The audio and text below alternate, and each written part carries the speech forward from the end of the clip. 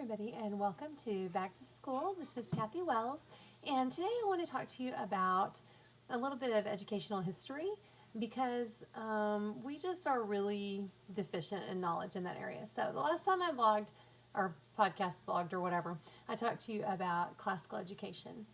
And so today I want to talk to you a little bit about our educational system and where it came from and how it kind of got the way that it is now. And my 4-year-old is taking a bath in the next room, so if you hear him, that's what's going on. Anyway, so, all right, so what you need to know, I think, primarily about modern education is that we didn't always have compulsory education. So the idea that the state, meaning when I say the state, I don't mean like the state of Texas, I mean like the government, should demand or force children to go to school is a relatively new idea. It really started with the Prussian state, and that's something I told you last time that you should look into, and you really should. You should look into it because it's really what ours is modeled off of, and we might talk about that a little bit here. One of the main sources that I'm drawing from is research done by a guy named Samuel Blumenfeld, and he wrote a book that's free online called Is Public Education Really Necessary? And when you read the title of it, you might think that it's an argument against public education, which it is, but it's more a historical record of how we got public education and what education was like before we had public education. So that's really what I got out of the book, mainly because, you know, as a libertarian, sure, I'd like to get rid of public education and privatize it because I think it'd be more effective and it'd be cheaper and better, just like I would with healthcare or anything else. However, I'm also a realist. So I'm an idealist and a realist. How is that possible? So I know it's not going anywhere. And, you know, okay, fine. So if we're going to do it, though, let's do it well, is kind of my thought on the matter.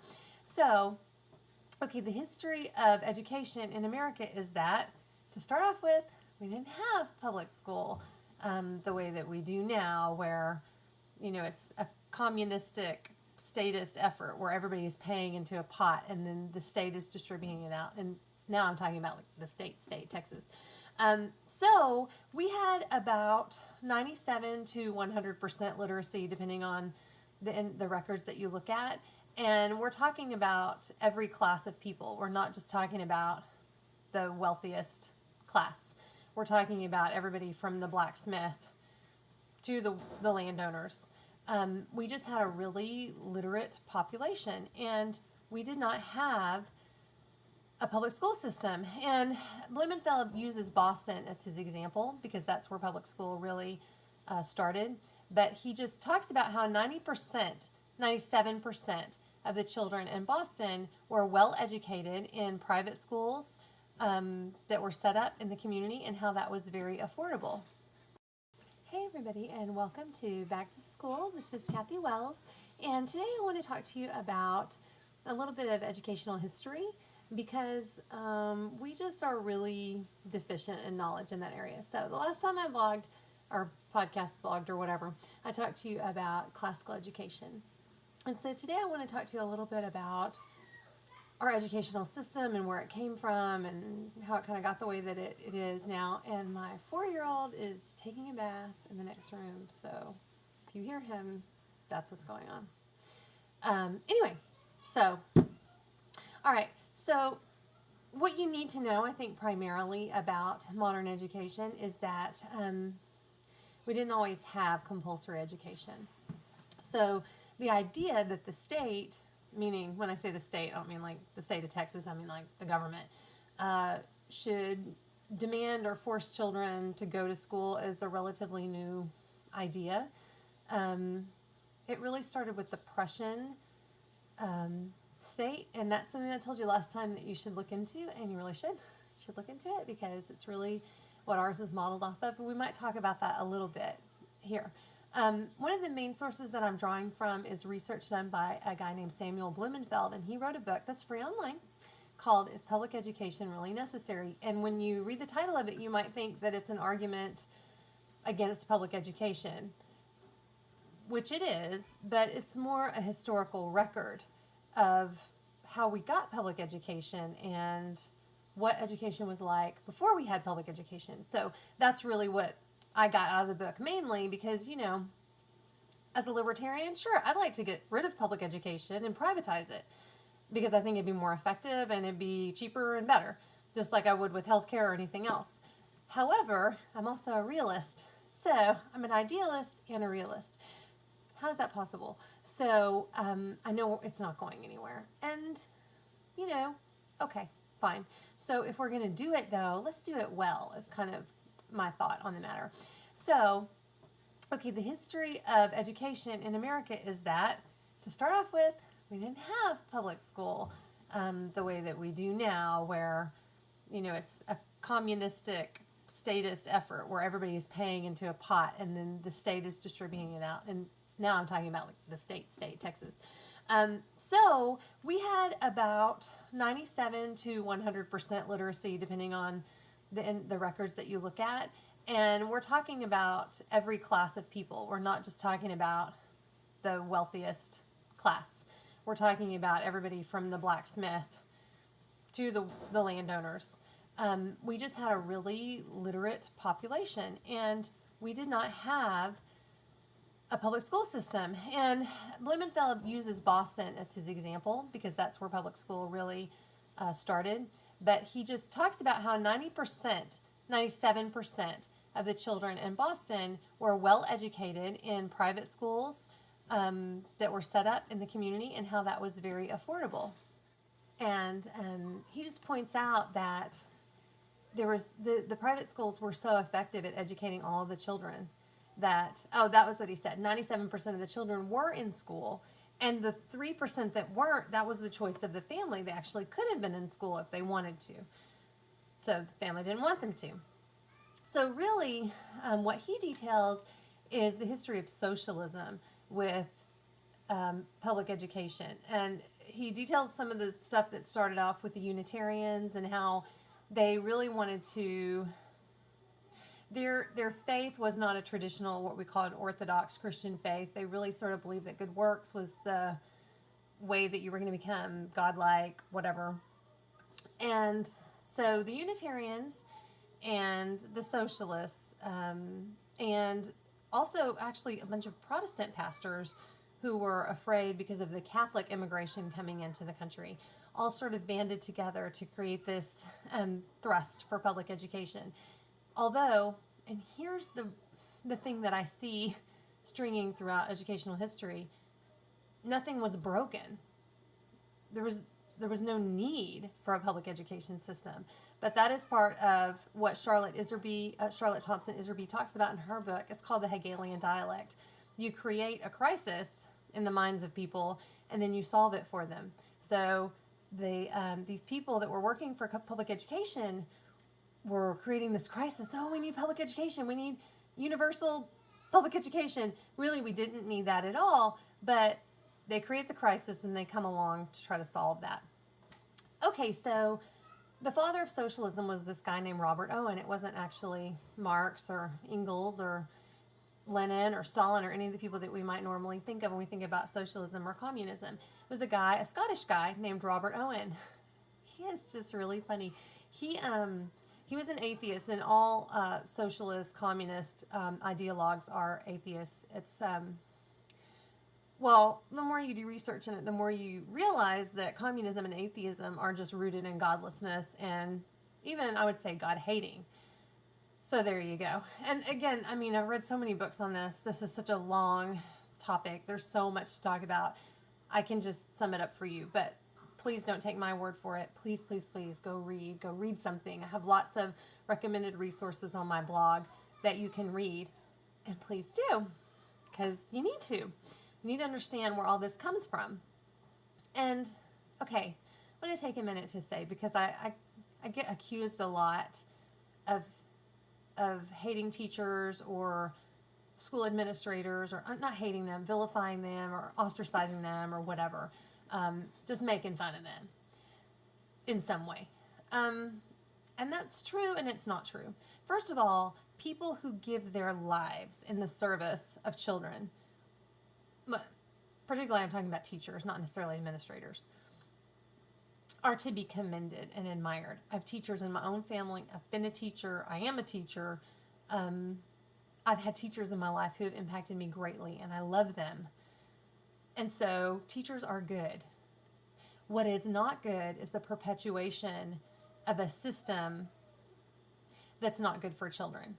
And so anyone who becomes complicit in that system and doesn't say, wait a minute, something's not working, needs to rethink that. And so in my mind, they go from being this super admirable person who really loves kids to they're kind of coming down on the scale a little bit, because I do know teachers who are speaking out against modern education. And those people I admire extremely. I know teachers who stop teaching and they take their own kids out of public school and they homeschool them. Or they stop teaching in public school and they go to private school. Now those people I admire even more, because it's becoming a sacrifice to them. They're taking even more of a sacrifice in their lives. So, well, I don't want to say teachers are bad or teachers don't love kids or anything like that, because I think that's, mostly just a dumb statement. Of course they love kids. There is this element of I'm in my box of thinking and I don't want to come out of my box. So we can't do that. We just can't do that. We have to do what's best for those that we're serving, right? We can't just stick to our institution and institutional norms because that's kind of what we want to do. That's just not okay. Oh, look, there's a water bottle behind me. I was supposed to move everything out of the way. I didn't. But hey, I've got water handy if I need it. Anyway, so that's that. Okay, so I gave you a little bit of the background on socialism, kind of. Read Blumenfeld's book. It's actually pretty short. It's a really easy read. He's a good writer. It's not like way above your head or anything like that. It's just a good book for anybody to read, and gives so much detail on how we kind of got into this public education system. And really, honestly, it's just scary, because when you see the inception, when you see where something started, the origins, the genesis of it, it's just kind of an ooh, like we didn't even need this. Why are we doing this? And you have to just rethink everything. Why are we doing this? This is insane. But at least if we're going to keep doing it, we should know where we came from. Okay, the other thing I wanted to talk to you about, which I said you should read about, which you should, is the Prussian system. Now, the Prussian system, basically the story that John Taylor Gatto tells is that the Prussians got defeated by Napoleon and they really freaked out because they had a professional army and he didn't. And so they decided they needed to restructure their whole society and they were going to get all crazy with it. So they had to make all the streets straight and everything had to be really rigid, and women had to register when they started their period. Okay, because family planning and all this. I mean, it was like uber Nazism or something. I don't even know what to call it. And this was around that was in 1803 that Napoleon defeated them. So this was just in the years after this. And I think it was actually some psychologist guy that suggested to them that they should do this. So that turned out in the education system to be very rigid and very much like, when we think of those Third Reich soldiers marching with the Heil Hitler and Sieg Heil or whatever, and they're goose stepping, it was very much like that. And the Prussian state was a precursor to, that later German thought. So anyway, so lots of people just totally loved the Prussian system because it was effective. It got things done. It wasn't a lot of freedom there. It wasn't a lot of the classical education, theory there. A lot of the theory behind it was social control and statism, and that we're producing good workers for the state. Well, everybody loved the Prussian system at that time. I mean, we were like Prussia worshipers in America because it was so rigid and it just got things done. So you kind of combine the socialist ideal with the Prussian ideal, and those happened about the same time. And again, Blumenfeld talks about this in his book, and John Taylor Gatto talks about it in his book. I mean, heck, a lot of people talk about it in their books on education. But so what you get was this compulsory state that was geared towards statism, right? And then you have the behavioral scientists come in, like Dewey and Skinner. I mean, gosh, we could go on forever about behavioral science. Now, behavioral science is different than cognitive science. Cognitive science is like how your brain learns structurally. This is my understanding of it. I don't have a degree in either one of those things. Behavioral science is like, how can we get the mouse to eat the cheese. Now, the mice we're talking about are children, right? So it's more about manipulating environments to get a specific reaction versus, okay, how do kids memorize things? How do they best do this or that? I hope that makes that clear to you, and I hope it's correct. So anyway, behavioral scientists are really, in my opinion, a creepy group of people. I mean, there's just something about taxonomizing or looking at human beings like they're an experiment or a project that just makes you kind of creepy. I mean, it's just a little weird. And unfortunately, that's where a lot of our education system comes out of. It comes out of that sort of experimentation type mentality. Only the guinea pigs are not guinea pigs, they're, kids. They're real life human beings, and there's really an outcome. So that influence has just remained strong. And if you read the Leipzig Connection by Leone, which is free online also, and really actually pretty short. Actually, on my podcast, I read it to you. So if you just want to listen to it, and I make a little commentary here and there, you can listen to it, and that's at backtoschool.podomatic.com. And the links to that are on my blog page, which is backtosschoolamerica.blogspot.com. So anyway, what else do I want to say about, there's so much I could say about communist history and education. If you really want a good book that details a timeline from Rousseau, Jean-Jacques Rousseau in the 1700s, that's where she begins. And then she goes all the way through the present. And all it is a timeline by decade, well, first by century and then by decade, of what has been going on in education. And Charlotte Thompson Iserby, the book is called The Deliberate Dumbing Down of America. And her main thrust in that book is to expose what she calls outcomes-based education, OBE, or just basically what we call modern educational theory. What is the other name for it? Just behavioral sciences effect in the classroom, and she documents it very well. She worked in the Reagan administration in the Department of Education and had access to a lot of materials that she photocopied and documented and put in this book. That book is also free online. It is a tome. It's very, very big, just like John Taylor Gatto's book, The Underground History of American Education, is huge. There are some other books that I've named, like the Blumenfeld book and the Leone book, that are much smaller. And maybe you should start out there because you won't get all freaked out. Because when I first started reading John Taylor Gatto and Iserby, I was like, what are they talking about? I had no idea. I was in public school myself. I had just started homeschooling my children. I was trying to figure out what's going on. What do I need to do? What do I need to teach them? And somebody told me about these books, and it just absolutely, it just blew my mind because it was in black and white in front of me, and I didn't want to believe all that stuff. I didn't want to know about it. I didn't want to think that was true or know that was true. So anyway, sorry. Yeah, so there's that. So please read. Okay, what else do I want to say? I think I just want to reiterate again that if you are a teacher or a principal or an administrator, you know what? You probably got into this profession because you love kids, and me too. And thank you for doing that. But we have to do research outside of what we were taught. My mom is an MD, and she just thinks I'm crazy for going to the chiropractor. She's like, you shouldn't do that because she was taught that. But I finally convinced her to use a neti pot, and she loves it, see? And so I'm like, maybe you could get some. I bought her some herbs and some ear candles and things like that. It's not that medicine is bad the way that it's done now, but it's changed so much, and that's actually part of what you can read in Leone's book. And it's so narrowed down that she only knows what she was taught or what she reads in her journals or whatever. And it's very difficult to try to say to her, because I don't have a medical degree, to say to her, I've read some research that says that's not the best thing. But eventually, because she's open-minded, she listens to me in some areas, right? Well, that's what we need to do as educators. We have to realize that we were in an environment where we were taught certain things, and that there may be other information out there that might be better or different or whatever, particularly if it's historical information, and then there's no judgment on that. There's no modern judgment on it. It's just how it was and what it produced. So we can look at that more objectively without feeling guilty. And we shouldn't, you know what, we shouldn't feel guilty. We did the best that we could when we knew what we knew. So if we find out new information, let's just do better.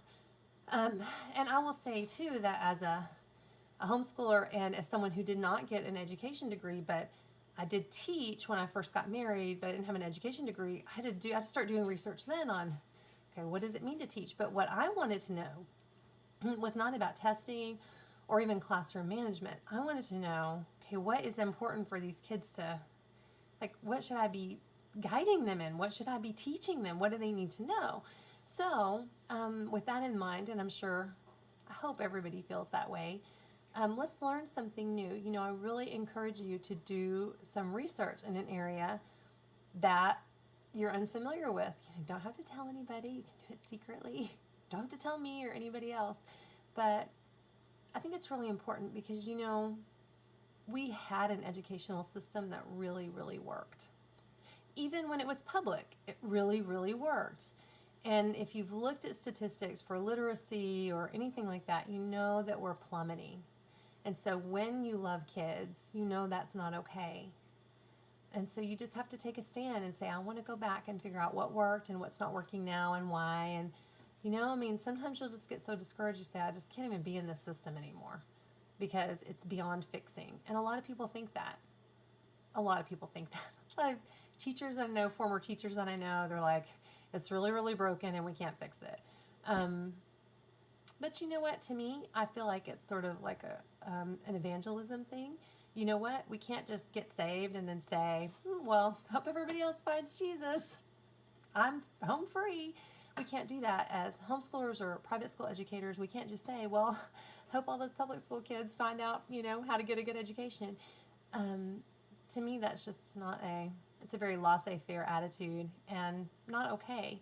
Because you know what? I mean, I'm blessed to be able to stay home with my kids and educate them. But so many people can't. They have to work. They are single parents. They can't do that. So let's do the best for those children that we can. If we're going to say, okay, we as the state of Texas or wherever you are going to take on the job of educating, then you know what? Let's do it well. Let's go back and figure out why things aren't working as well as they should be. Why even 50 years ago or 30 years ago, kids were coming out of school better prepared for college. Now, y'all know that there are teachers around who taught 30 years ago. Why don't we just ask them? What's different? Why don't we just go back? I mean, G.K. Chesterton talked about this in his novel, or not his novel, his essay, Eugenics and Other Evils. I don't know. It's not a novel. It's like a book. Okay, it's a book. But he talked about how he was writing in 1922 in England at the time, and he was saying, you know, nobody goes backwards. Nobody repeals anything anymore. It's okay to go backwards. We can do that. It's okay. We can say, you know what, C-Scope, not so much. You know what, this modern education, not so much. Let's just start going backwards. Let's just go back to textbooks. Okay, get rid of the iPads. Let's go back to textbooks. Let's go back a little farther beyond that. Let's go back to teaching geography through teaching cartography. And y'all, I want you to know this. Up until about the 1950s, that's how kids learned geography. They drew maps. Shocking, huh? You think that you might actually come out of school knowing what continent you lived on if you drew maps? Maybe. You know, most kids today don't know, let's say, where Zimbabwe is or Mozambique. My 8-year-old knows where Mozambique and Zimbabwe are because of the way that I'm teaching her. It's very simple. It's not doable. I can do it. Y'all can do it. We can all do it. We just have to decide, what do we want our kids to know? And then let's figure out the best way to teach them that. If we need to humble ourselves and go talk to private schools, let's do that.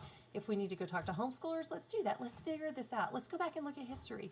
Y'all, we can do this. I think I'm going to change my tagline too. We can do this. We can do this together. We don't have to shame anybody. We don't have to blame anybody. But everybody has to pick up their cross, so to speak, and say, you know what? Something's got to change, and we're going to be the ones to change it. Okay, I'm just about out of time, I think. So I'm going to stop, but please, please, please go on the Blogspot page and start reading something, even if it's just something little, or listen to my podcast for just a little while. And if there's something you don't like, say so, okay? I'm not against changing something or rethinking something, but let's get in a dialogue about education and what we can do to make it as good as it used to be, really. All right. Oh, yeah, the good old days. That's right. That's what they were. They were the good old days. Okay. Well, I'm going to let you go for now, but I will talk to y'all later and have a good one. Bye.